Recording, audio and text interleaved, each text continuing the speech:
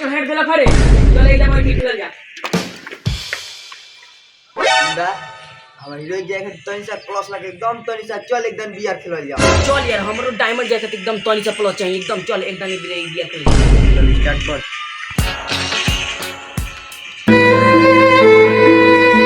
अरे तो हम बीट भेजले बन लिया के तेजा का लाड़ो फाइल खेलत रहा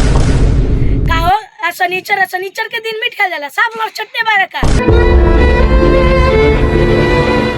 अरे सरो सतोनी दिन भर रात को फ्री फायर खेलता रहा सतोनी के सरला शरम नहीं खी ठीक बच जाता है तू लो सर लो तार लो कलेक्स परमिशन देवे के पड़ी जा सो जल्दी go रे कोड़े का न गेला सड़ी तो पड़ी छड़ लो अरे आज स्कूल खुला रहो हां